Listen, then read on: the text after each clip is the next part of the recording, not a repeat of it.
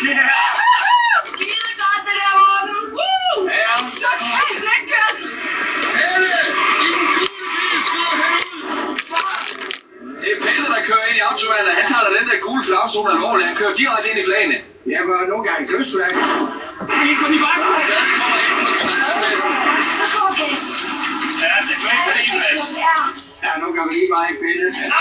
Pæk og røv, mand! Alexander i den blå overtager her Pelles fjerdeplads.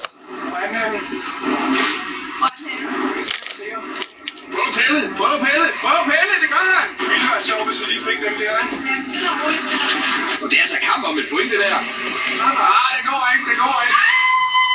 Ej, Alexander tager fjerdepladsen og 3 point. Kæft, mand! Nej, jeg lover, det er sgu...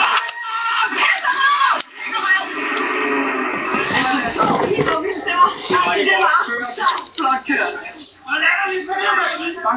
Jeg var set den komme ind, den blev ved med at køre ind. Problemet var så også, at vi fik brug for bakgear. Ja. En helt anden bil end den, vi kørte kvalificering i, og så er der nok også noget lidt lettere. Men når røven først går på den der, så kommer den bare, så kan du ikke stoppe den igen.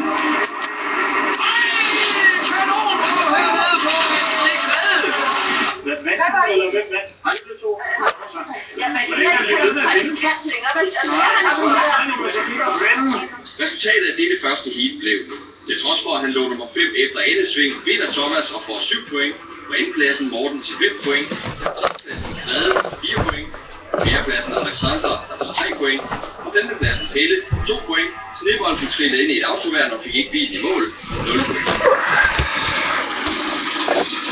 Så har du Thomas på et fuld point. Ja. Og jeg har Remer. Jeg skal sige mere end Toren. Jeg vil sige, at der er meget udlændende for sig selv. Og jeg har så Sofie Perrette. Jeg tror, hun går til. Hun er god semi. Lad os den på se det. Hvordan er det med underlaget? Hun er kold. Hun er vandt sne, jo, Pelle. Hun fortsætter lige om. Hun er vandt sne. Hun vinder. Ja, okay, lad os se. Super.